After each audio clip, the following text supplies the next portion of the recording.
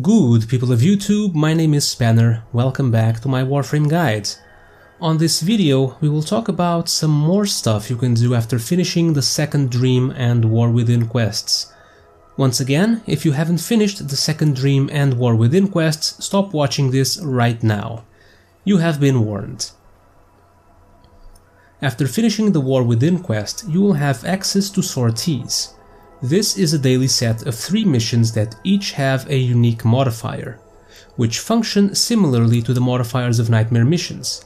We can have things like enhanced armor or shields for enemies, resistance to elemental damage or physical damage, Eximus Stronghold missions, which makes Eximus units much more common, among others. At the end of the 3rd mission, you will get a reward from the Sortie pool.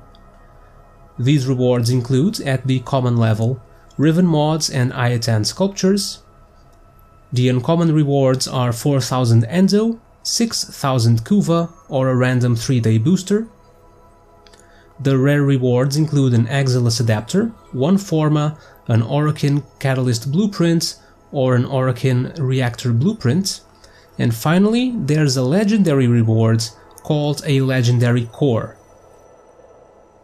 This is a consumable item that can fully upgrade one of your mods at no cost. The rewards we're more interested in this video are Riven Mods and Kuva. Riven Mods are special weapon mods that have multiple stats, both positive and negative, and can be used to further enhance one of your weapons.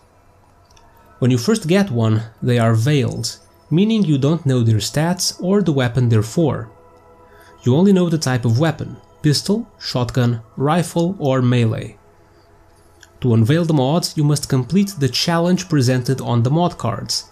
These can be simple challenges like killing several enemies or finding caches, or more complex ones like synthesize a Semaris target without using traps or abilities while having a hobbled dragon key equipped.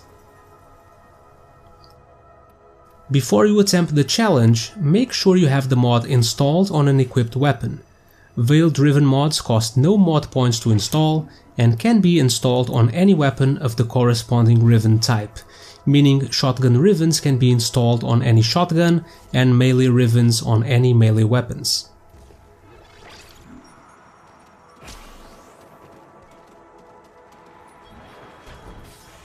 Once the challenge is complete, the Riven mod will be unveiled after you end the mission.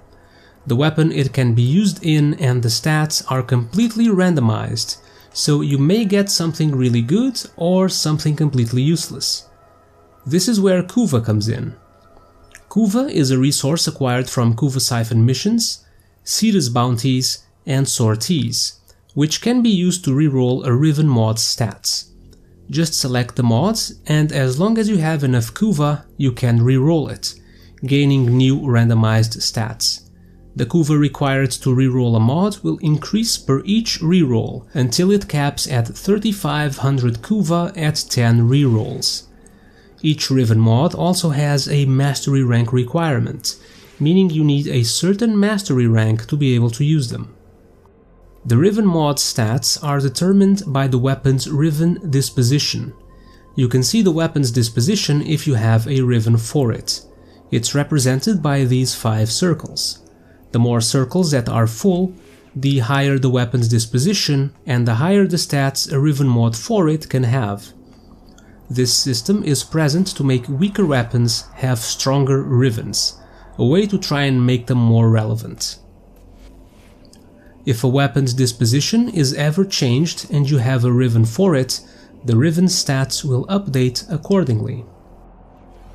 One last thing to know about Riven mods is that you can only have a maximum of 15 Rivens at a time. If you get a new one while having the maximum amount of Rivens, you will be asked to dissolve one of them into Endo.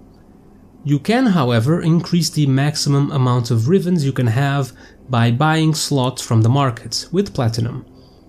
3 slots cost 60 platinum and you can buy them until you have a total maximum of 90 Riven slots. Let's talk some more about Kuva. As I've mentioned, Kuva can be acquired from Sorties, Sorties bounties, but also from Kuva Siphon missions. These missions will only appear once you have completed the War Within quest and unlocked the Kuva Fortress. The Kuva Siphon missions will appear in planets that are in direct proximity of the Kuva Fortress, and there are only 6 or 7 Kuva Siphon missions at a time, which will reset based on a cooldown. One of these missions is called a Kuva Floods, which has higher level enemies but will also reward more Kuva. To get the Kuva, first you need to enter one of these missions. Besides the actual mission objective, you have to find the Kuva Siphon, which can be anywhere. Once you find it, it starts extracting Kuva. Kuva appears as red clouds, which move towards one of the siphon's 4 braids. You can spot the Kuva clouds by hearing the direction they come from and by looking at where the active braid is pointing. To get the Kuva, you must use your operator to void dash to it or shoot it with an amp. More on amps on the next video. This will destroy one of the siphon's braids. After you do this 4 times, the siphon is destroyed and you will be awarded Kuva at the end of the mission. If the siphon manages to absorb 8 clouds of Kuva, it will teleport away, and the amount of Kuva you get at the end is based on the number of braids destroyed. If no braids were destroyed, you will get no Kuva. While getting the Kuva, you will be under assault by Granier from the Kuva Fortress. These include Kuva Guardians, which appeared during the War Within quest. To defeat these guys, first you need to use your Void Blast to stun them. Then Void Dash through them to disarm them while they are stunned, and only then are they vulnerable to damage from your weapons. And this concludes the video about Sorties, Riven Mods and Kuva. Next time we will be talking some more about Focus, specifically more about the Quills and the Terrorist boss fights. Until then, thank you guys for watching, and I will see you all next time.